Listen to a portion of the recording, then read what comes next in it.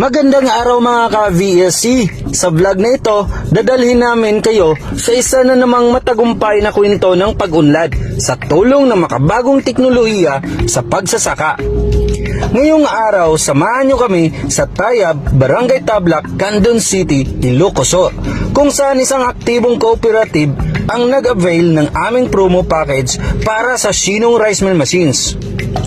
Pagdating pa lang namin dito sa Tayab, ramdam na agad ang excitement at pananabik ng mga miyembro ng kooperatiba. Isang buong set ng Shinong Rice Mill Machine ang aming inihatid. Kompleto ito mula sa paddy cleaner, destoner, husker, separator, polisher at elevator system. Bawat parte ng makina ay maingat naming ina-unload at sinet up kasama ang aming technical team. Ang lugar ng installation ay isang malaking covered space na inihanda mismo ng kooperatiba para sa kanilang bagong rice milling facility. Napaka-organisado ng cooperative.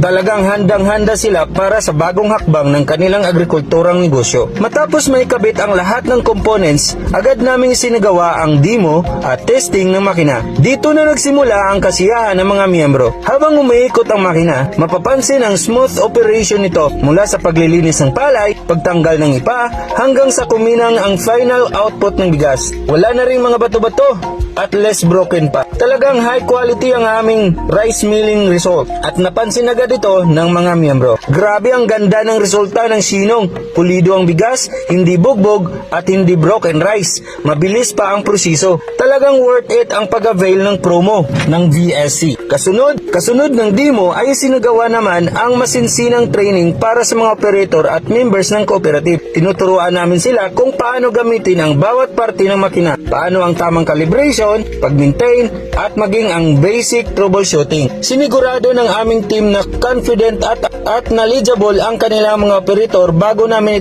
i-turn over ang makina. Ang cooperative nito ay isa sa mga unang naka-avail ng aming special promo sa VSC Agricultural Machineries, kung saan may malaking discount, package at libreng installation at training. Layunin ng promo na ito ay maabot kahit ang mga malalayong lugar tulad ng Ilocos Sur at mabigyan ng abot kayang solusyon ang ating mga magsasaka at organisasyon na nais umasinso sa post-harvest processing. Sa pagtatapos ng installation, nagkaroon ng simpleng turnover ceremony, isang simbolo ito ng bagong simula para sa kanilang cooperative mula palay.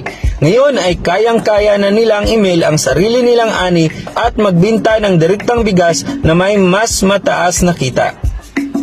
Isa na namang kwento ng tagumpay at pagangat ang naisulat dito sa Tayab Tablac,